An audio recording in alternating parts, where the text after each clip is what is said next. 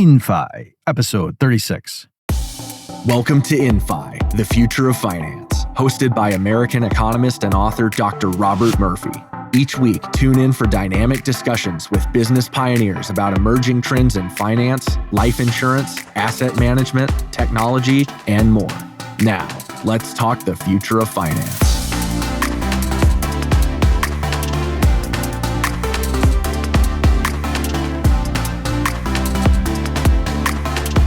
Hey, everybody. Welcome back to the InFi podcast. Today, I'm going to be speaking with Perianne Boring, who's the founder and CEO of the Digital Chamber, which is the premier trade association dedicated to representing and advancing blockchain technology. Under Perianne's leadership, the Digital Chamber has played a pivotal role in shaping the blockchain landscape in the U.S.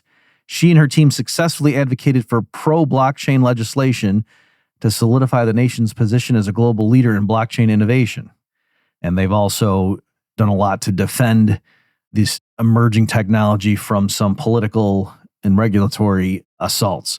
And we get into that in the conversation. Just to give a little bit more background, though, of Perianne, she was named by Forbes as one of America's top 50 women in tech. And CoinDesk said that she was one of the 10 most influential people in blockchain. And before founding the Digital Chamber, Perianne was a reporter reporting on the blockchain space. That's how she got involved in this. And she also served as an economic advisor in the U.S. House of Representatives and was also a White House intern. All right, so she's definitely been involved in this space for a while. And I just think you're going to get a lot out of this conversation with Perianne Boring. Perianne, welcome to the InFi podcast. Thanks. It's great to be here. So I've known you for a while. I've been going to Bitcoin conferences and such for years, and you are always, one of the mainstays there. But maybe for the benefit of our listeners, can you give a little bit of your backstory, your origin story of how did you get into this space? And then, of course, we're going to lead into probably the main topic will be the Digital Chamber. Yeah, I actually went to the first ever Bitcoin conference in March of 2013 in San Jose. So I've had the opportunity to see this community grow over many years.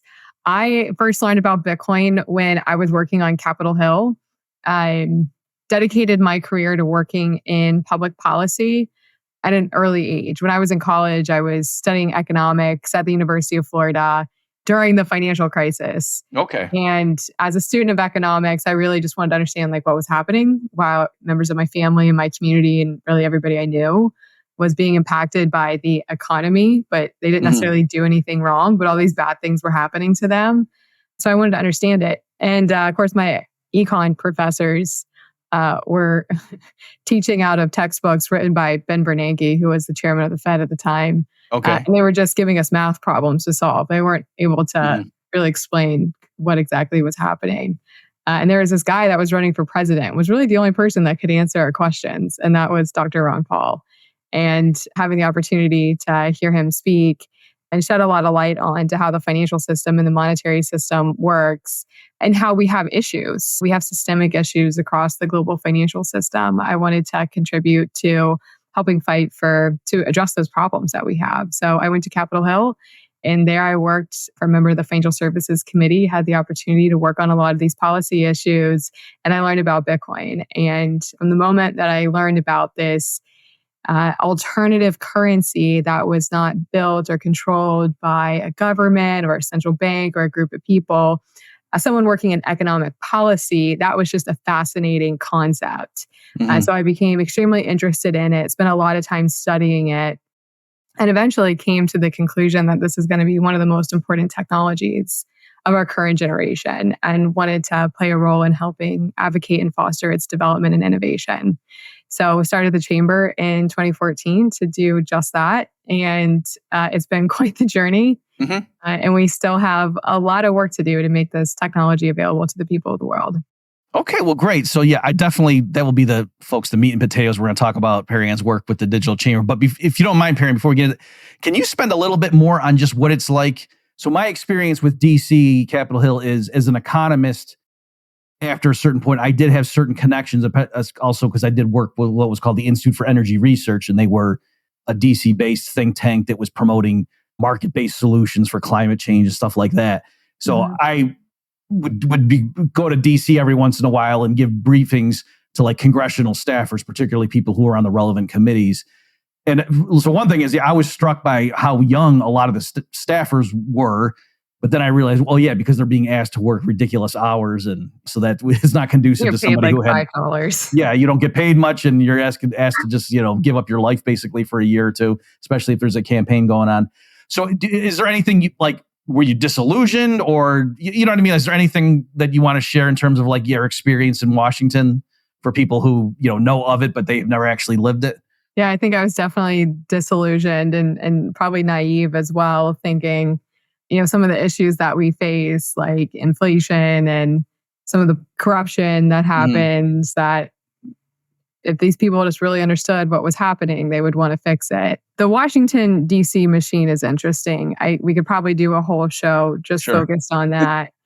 I do think we have significant issues in our political system. I personally am a big proponent of term limits. I think just that in itself could address a number of the issues that we have. We clearly have an insider trading issue in Congress. A lot of times Congress will carve themselves out of the rules that they don't have to abide by, but everybody else does. And these are extremely discouraging as an American. And there's a lot of issues in the political system. When it comes to my work at the Digital Chamber and how we are helping advocate for this open source technology and ensuring that the United States is at the forefront of all advanced technologies. And of course, blockchain is one. We faced a lot of issues. We're currently facing a lot of political attacks.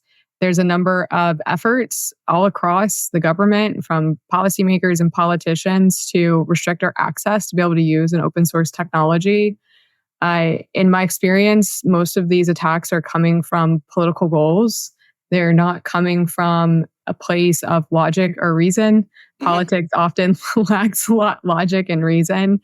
So I'm very optimistic in the long run because I believe it's just about technology. This is a better way to transact in a global digital economy. And I think technological progress will prevail in the end. But we're facing a lot of political challenges right now, and there's going to continue to be a number of battles. A lot of those are being faced in the courts right now by digital asset businesses that are engaged in enforcement actions. But the legal system and the political system is absolutely being used to stifle the growth of this ecosystem. And that's a big part of what my team is focused on, is helping navigate the industry through those battles.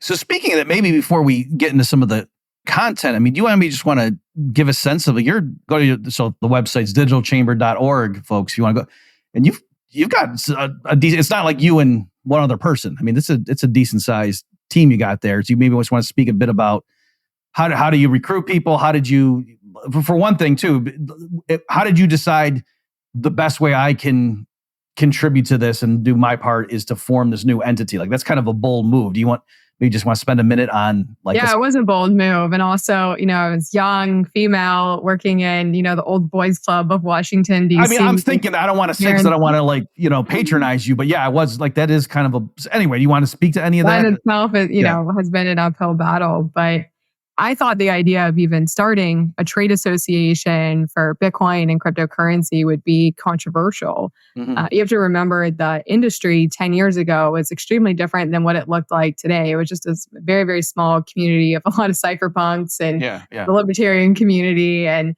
a lot of the messages you saw in the forums were very much people who really don't care to engage with government. So the message I was preaching is that, look, this is a disruptive technology.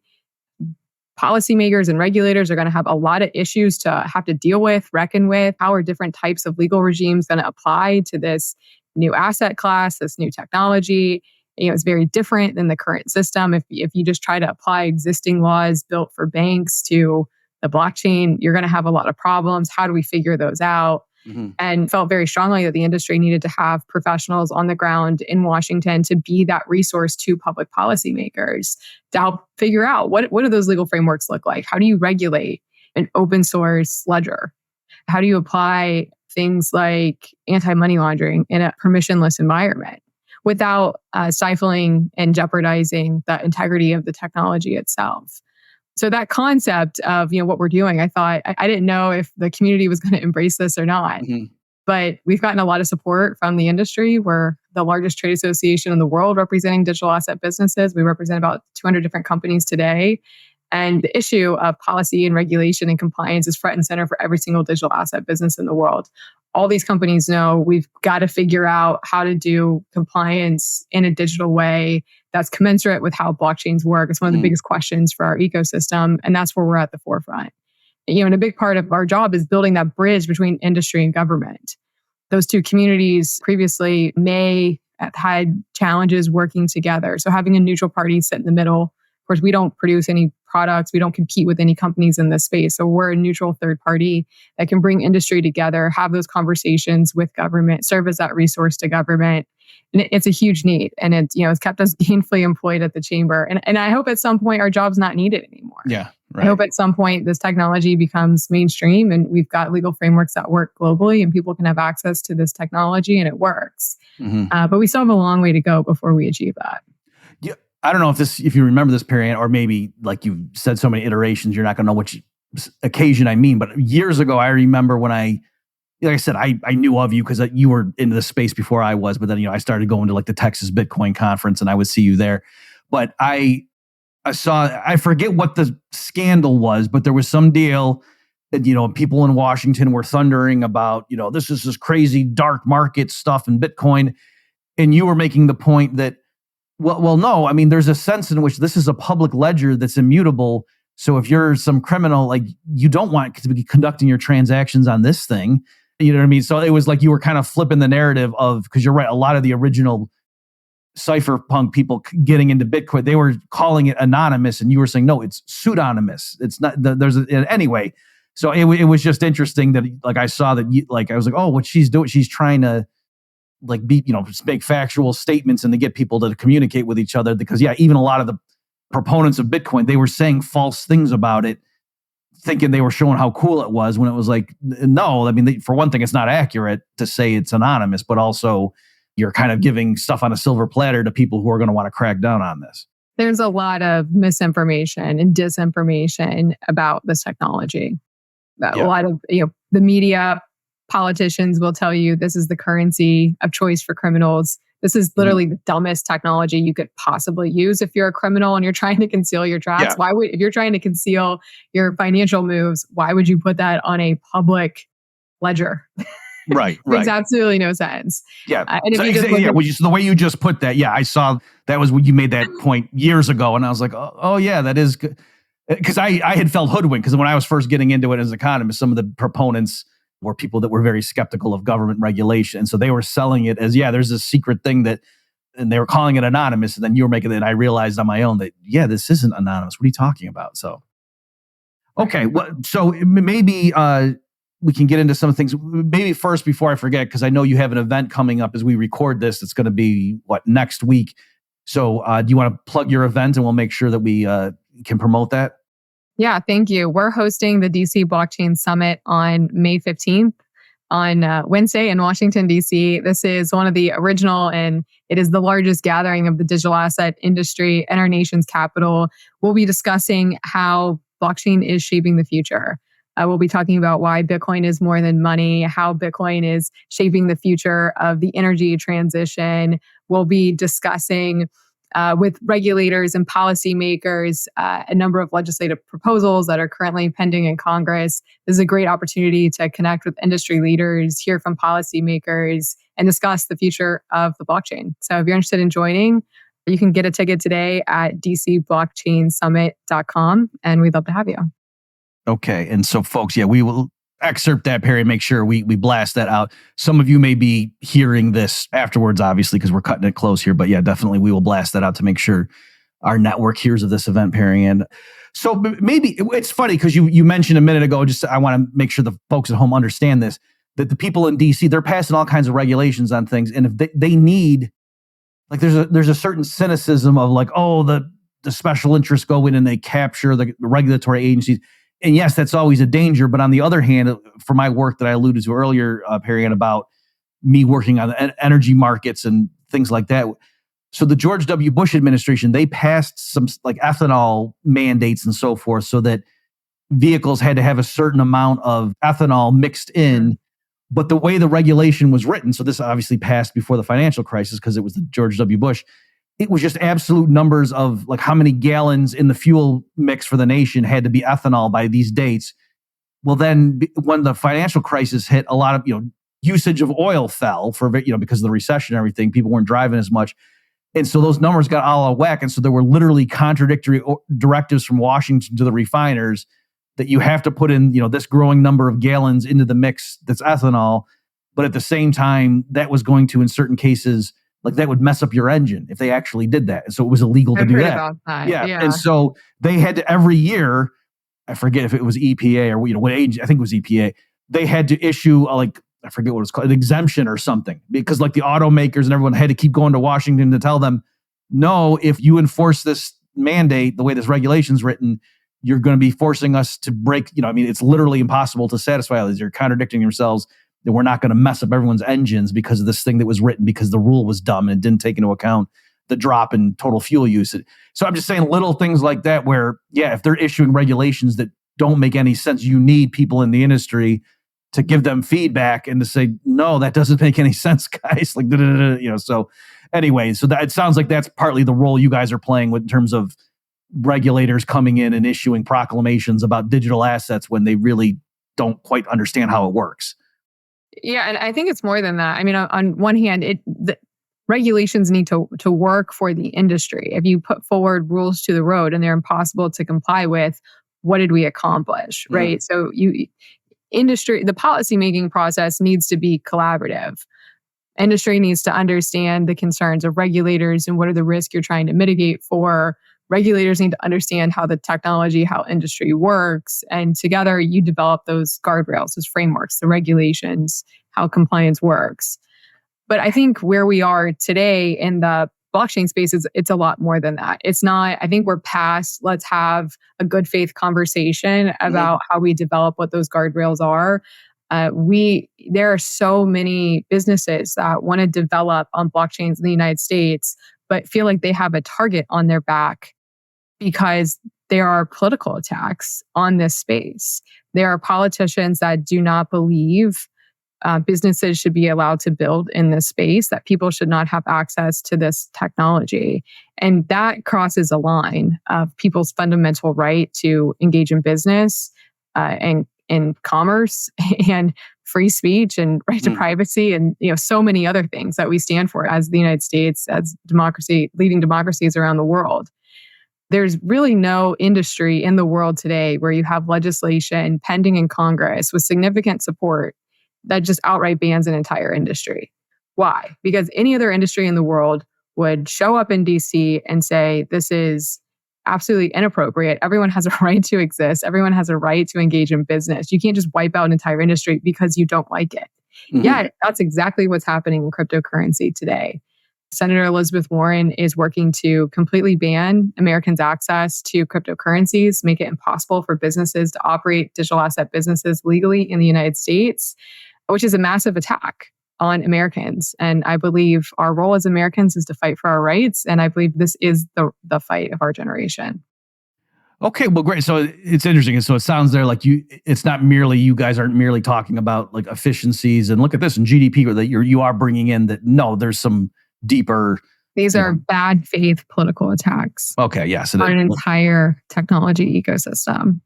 Yes, and like you say, it also involves like matters of basic economic liberties. It's not just a matter of GDP growth or something. It's disguised in compliance, saying, oh, we need to make the cryptocurrency space compliant with the rest of the financial system. That's how they'll frame the conversations, but that's really an excuse. If you actually read the text of these proposals, they would completely ban an entire industry. So to give people some specifics, should we start with the SAB 121? Is that a good place to take the conversation? Yeah. So at time of recording, so on May 8th, the House of Representatives passed a joint resolution to nullify SAB 121. That's the Staff Accounting Bulletin, or SAB 121, that came from the SEC. This was a rule that the SEC issued on banks, saying if a bank wants to custody digital assets, they have to have essentially equal assets in another type of permissible asset, like US dollars. So in other words, if you're a bank and you're going to provide custody services for digital assets, you not only are holding the Bitcoin or the ETH or whatever cryptocurrency, you also have to hold equal amounts in US dollars or something similar. This makes it completely impossible for any company to offer a custody business. These rules don't apply to any other types of assets for businesses engaged in custody. In other words, it makes it impossible for banks to offer digital asset custody services. So can I stop you, Perianne? I just want to make sure I understand. So the idea is if I'm offering custody services and I want someone wants to let me hang on to them, whatever, $10,000 worth of Bitcoin? It's for a bank. So if a bank, right now today in the United States, banks are not offering any type of digital asset services today. Your digital asset businesses they're not banks. They're separate types of entities. They're largely money service businesses, or some of them are trust companies, but it's largely not banks. Like you can't go to your bank and buy Bitcoin. You can't go to your bank and buy Bitcoin and ask your bank to hold it for you. You have to leave your banking system. And I mean, now you can buy an ETF, or most people are buying them at these crypto exchanges like Coinbase or Kraken, Binance or others. And which is fine, but a lot of people use banks. A lot of people understand how banks work. Banks serve a different type of population, and those people should have access to cryptocurrency financial services. So this was an attempt by the SEC to prevent banks from being able to offer cryptocurrency financial services to people within the banking system. So it's discriminatory. It makes it, you're taking your most well-capitalized, your most highly regulated institutions in the world and saying you can't offer these services. It's stifling the growth of digital assets. It's stifling the opportunity to have prudentially regulated digital asset services for the American people. And the Congress voted this week to nullify that. And a lot of these political attacks are coming from the far left. They're largely there's a handful of political people in the far left that really just want crypto gone. And it's become somewhat of a partisan issue. But on this bill, to nullify SAB 121, 21 Democrats voted in support of nullifying SAB 121. This is extremely significant. The White House put out a statement the day of the vote saying they will veto the vote. They were whipping Democrats to vote no, and 21 broke rank. This is a Congressional Review Act piece of legislation. It is so hard in this political environment where you have two political parties that are just constantly attacking each other, to have 21 break rank and say, no, the SEC should not have done this. They violated the Administrative Procedures Act in rolling this out. This is not permissive. Going against a White House recommendation is starting to show that these political attacks don't resonate with the people. And ultimately, the Congress, the U.S. House of Representatives, is the representative of the people. So the people have spoke and said, please don't take away our ability to have access to safe products so we can have access to Bitcoin and blockchain and digital assets. So we had an extremely successful effort there. It now has to pass the Senate. We're hearing it's going to be vetoed by the president. But we got a very strong vote in the House, which is starting to change the political sentiment towards digital assets in Congress.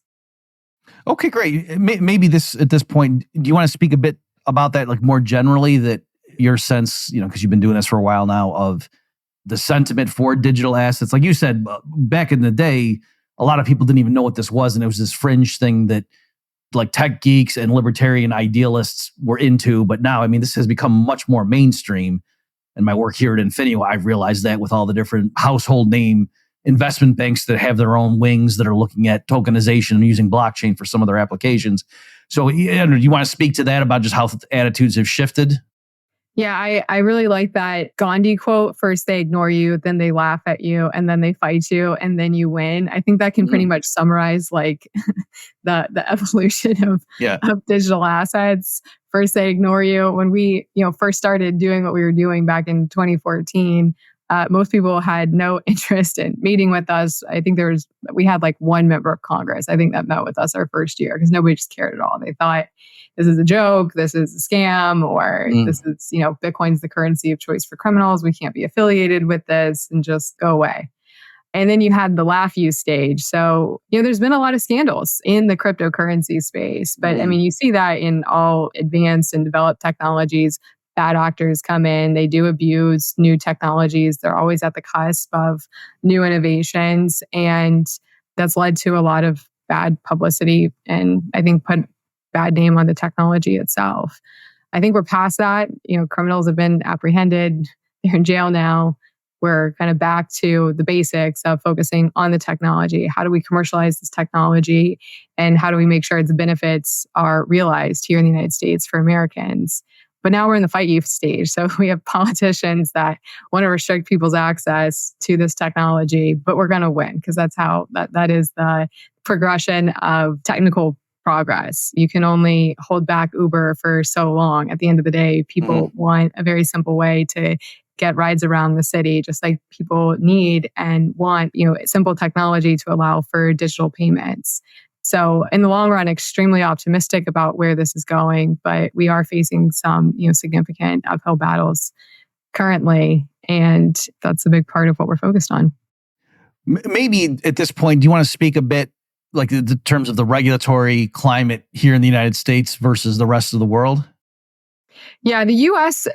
is it's really discouraging as an American because I want the U.S. to lead and to win in this technological race. And a lot of times I like to kind of draw the parallels to the internet. So the United States government invented the internet or the ARPANET that was created in a program called DARPA by Vint Cerf and Bob Kahn.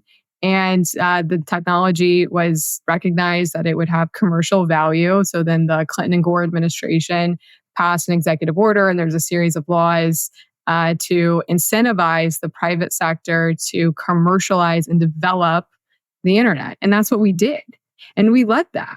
And if you look at today, in 2024, 4 out of the top 5 largest companies in the entire globe of all businesses are internet businesses. Apple, Microsoft, Google, and Facebook or Meta. Largest companies in the world. The 5th one's an oil company. And what do all those companies have in common?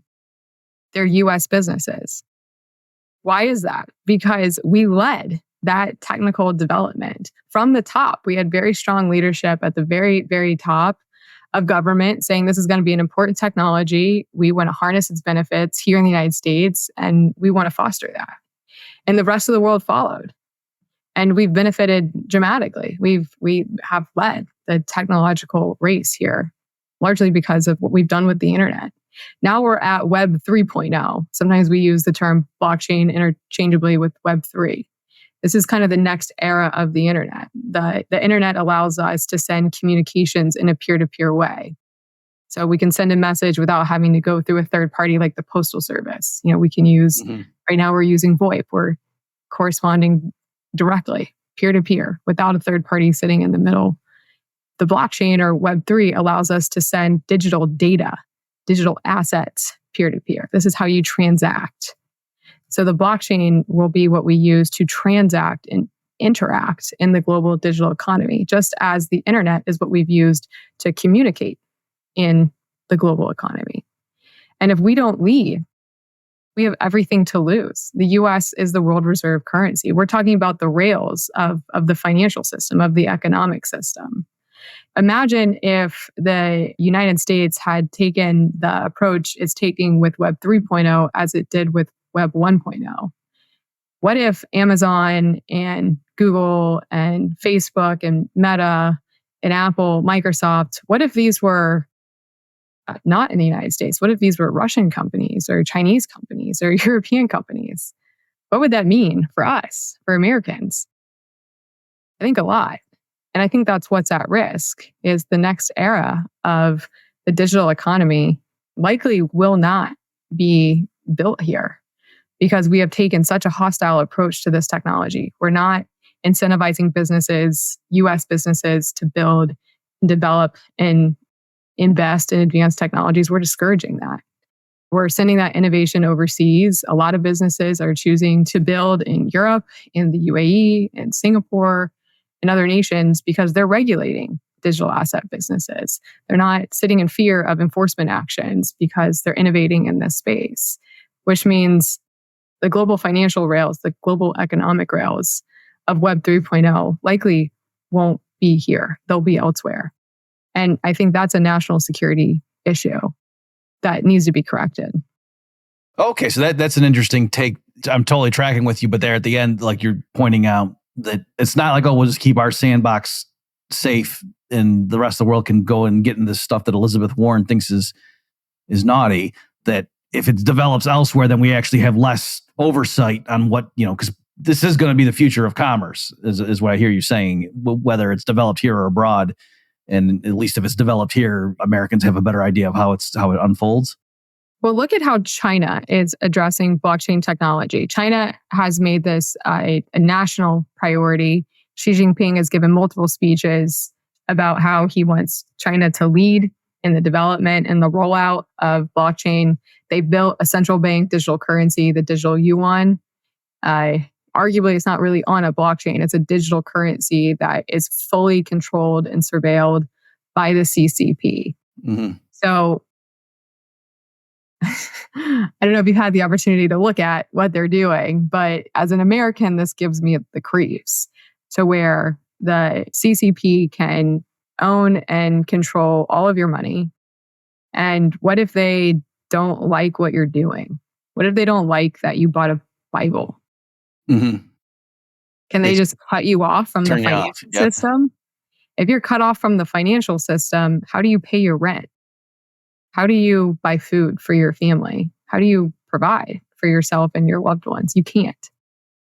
That's how China is approaching this. And right now, they're way more organized in the development of this technology than the US is. Mm-hmm.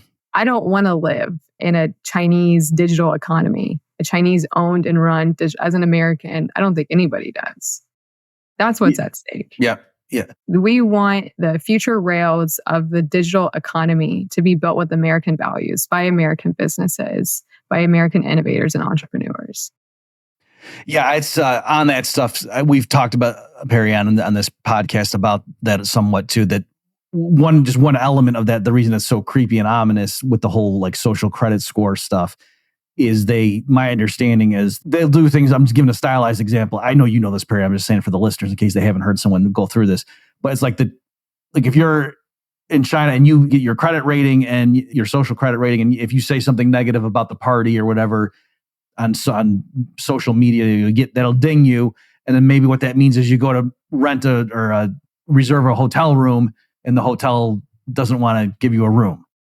And you might say, well, why are they doing that? And it's because the way the system scoring works, if the hotel gives a room to somebody who has a bad score, then that dings their score. Wow. And so it's this hierarchy. So strictly speaking, it's not the government saying it's illegal to criticize us, and the law says you're not allowed to rent a hotel room if you criticize us. It's this trickle-down hierarchical thing where a lot of it is, quote, voluntary, but there's some coercion at key choke points to make everybody get in line, and then it kind of the system. It's a technology to control an entire population. Yeah, that's what it is. That's what it's going to be used for. Okay, well, since you brought it up, do you want to speak just more generally about this whole concept of a CBDC? Well, I think that's the risk. I mean, most central banks today are innovating with central bank digital currencies. These are not cryptocurrencies. This is very different than open source cryptocurrencies like Bitcoin. These will be owned and controlled by central banks. So the risk is what we just talked about with, there's a central bank digital currency that's being exported to the rest of the world, and it's controlled by one of our adversaries. What types of national security risks does that pose for us? I think it's quite significant. And I think this is one of the biggest issues our national security community should be focused on. Well, I like the distinction you made, Perianne, like just from a technical standpoint, to say that these CBDCs are not really, they're not cryptocurrency. They're not a decentralized platform using the community consensus in terms of validating transactions. It's right. In other words, it's not like if some people don't like you, they can just make you not have access to your Bitcoins. Like that you can't do that. And that's like the whole point, that the purpose of Bitcoin was to be this peer-to-peer mechanism that doesn't rely on a third party, either their competence or, their benevolence. It's permissionless. Yep. So Right. It's the concept of everyone should have the ability to have access to an economic and a financial system where they're equal. Everyone should have equal access. What about, I know your organization's discussed a bit this concept of self-hosted wallets. Do you want to maybe talk a bit about that? And that's such a critical part of the functioning of a digital asset ecosystem. So you can think of a self-hosted wallet, sometimes we use the term unhosted wallet, as kind of the equivalent of your leather billfold on the blockchain. So we all have our own physical wallets and you can put cash in it. We have self-hosted wallets or unhosted wallets that we use for our digital currency or our digital money. There's several attempts to restrict our ability to be able to use self-hosted wallets. And this would take away a fundamental feature of how blockchains and cryptocurrencies work. And we should denounce these types of efforts. Right now, there's an effort from the Securities and Exchange Commission to consider a self-hosted wallet, like a software company, a broker, under SEC regulations. So that's one way they're trying to make it virtually impossible to operate your own wallet. There's been efforts by the Treasury to put compliance obligations on a self-hosted wallet. As we're moving from the analog world to the digital world, our right to privacy shouldn't be removed or taken from us just because we're going from one medium to the next. That's why self-hosted wallets and being able to have access to a self-hosted wallet is absolutely critical. And we should all recognize that it's something we are in a fight for today with policymakers and regulators. And everybody should make their voice heard on that we have a right to privacy. We have a right to use open source technology, and that shouldn't be taken from us just because we're moving things on chain. Mm-hmm.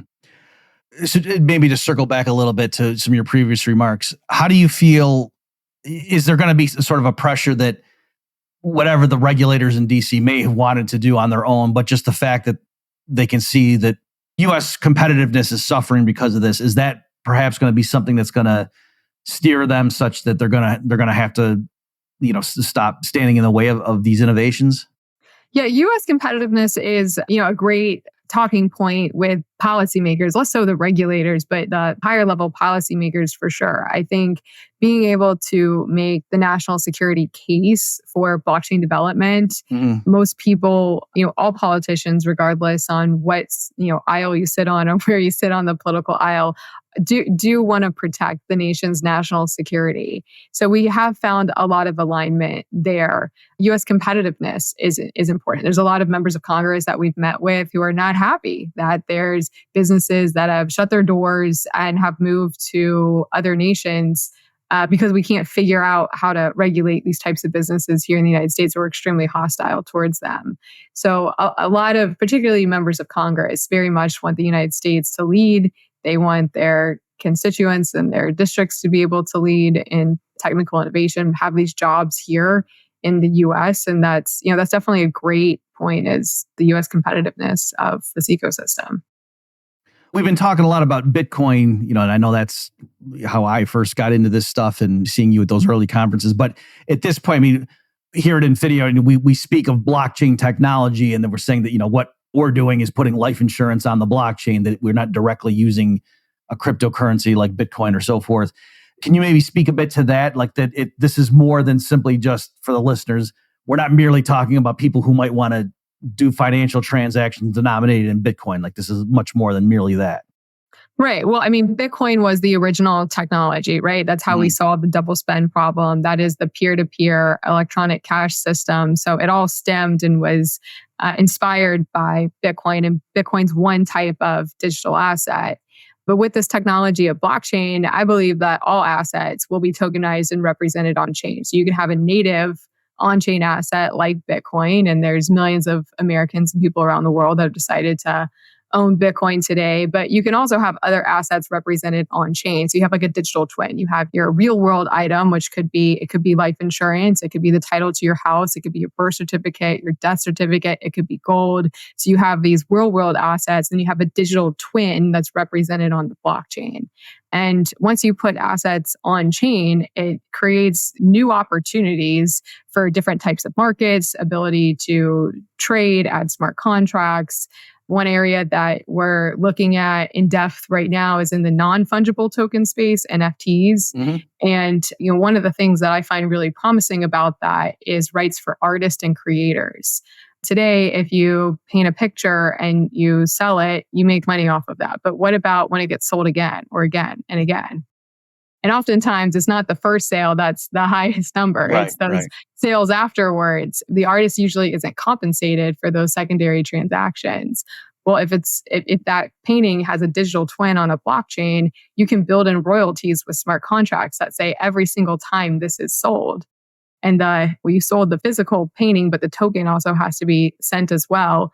There can be a piece of royalty that goes to the creator. So this will have tremendous applications for many different industries, whether that's artists, musicians, other types of creators, just supply chain, and other types of assets. I believe all things will be represented and traded on a blockchain is going to create more safe and efficient markets for many different industries. Yeah, this is real exciting. I'm glad you. So I've just noticed, like coming from my libertarian roots, a lot of things that 20 years ago we would write about as free market economists, just sort of daydreaming about. Well, in principle, these sorts of things could happen, but it was difficult to implement practically.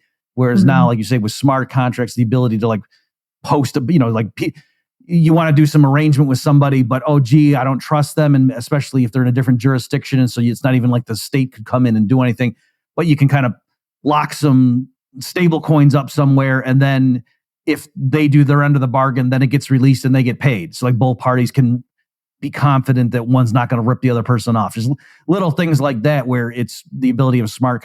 Maybe, do you want to? I think lots of the listeners already at this point know what it is, but do you want to just explain what you mean by that phrase, smart contract? I think the easiest way to understand a smart contract is the phrase, if this, then that. So if I get in a car wreck, and my insurance company verifies that it's permissible under the agreement, then a claim is paid out. So in the insurance space, that's actually a really promising space for smart contracts, because so much of the administrative cost of insurance companies is just processing claims, is processing paperwork, verifying what's going on. I've seen applications that have to do with weather. So if you're maybe an agriculture company and you have insurance in case of a drought, so you could set it up so there's some type of weather identifier that verifies that there was in fact a drought. It's not a debate. We all use some type of central party that's trusted. So if there is a drought, the claim is paid out. And you don't have all these people sitting in the middle processing paperwork. You can do it through automated smart contracts. So if this, then that is kind of the phrase we use to explain it, but it will have tremendous applications. And in fact, and I mentioned the Chinese CBDC, I've read and I've studied a lot of their patents. They have a patent on their monetary policy. And they have a patent, or at least a patent application, to automate monetary policy. So if inflation comes in at this rate, then change interest rates to this or that. So it's actually really interesting that they have these advanced tools to allow them to maneuver monetary policy metrics based on smart contracts. Instead of having a board sitting in the middle turning things on and off, it just happens automatically. So everything is done very, very precisely. So smart contracts will be absolutely, a huge part of the digital economy. You're going to change a lot of business functions and have a lot of promise for many different industries. Yeah, it's really, I think it's the kind of thing where we can't even, just like when Bitcoin first launched and people were trying to figure out, well, how does this work? I think most people would not have looked ahead to see all the applications down the road. And likewise here, I know you're just scratching the surface, and probably, like you said, you could do a whole nother episode just listing all the different ideas that either are being worked on or maybe 5 years from now people could start doing with this technology. So it's pretty exciting stuff. So I suppose as we wrap up here, what is your vision for do you think the financial sector 5 years from now, people today, it's going to look kind of the same, or do you think we're in store for some very rapid changes? Yeah, I think it's going to change a lot. And I think blockchain technologies are going to have a big role in that. I mean, I think stable coins are absolutely critical to the goal of strengthening the US dollar. Stable coins is something, there's legislation pending in Congress right now, a lot of interest in stable coins. But if you look at many different emerging and developing countries around the world, having access to the US dollar is very much considered a lifeline. And a lot of those people are either unbanked, underbanked, or just really don't have access to financial services, but they have one of these that's connected to the internet. So through some very basic internet applications, you can get US dollars in the hands of different people who didn't have access to it before. That's going to strengthen the US dollar. And I think that's going to be a positive thing. And that's an important role that the blockchain is playing. So I think the financial system is absolutely going to see a lot of changes with stable coins, with the advent of decentralized finance or DeFi, CeFi, integrating DeFi and CeFi, and with cryptocurrencies. Many people are looking to invest in digital gold or some type of store of value, as we're seeing very high inflation rates today globally. And this is going to have implications for that as well. So this is the future of finance for sure. Well, great. And that's what we do here, the InFi podcast. So folks, my guest has been Perianne Boring, the founder and CEO of the Digital Chamber. Perianne, thanks so much for your time. Thank you. Great to be here. And thanks everybody for tuning in. We'll see you next time. This concludes another episode of InFi, the Future of Finance, with Dr. Robert Murphy. The information provided is for educational purposes and does not constitute financial advice. Consult with qualified professionals before making any financial or investment decisions. For more information on the host and for previous episodes, visit InFi, thefutureoffinance.io. Thanks for listening.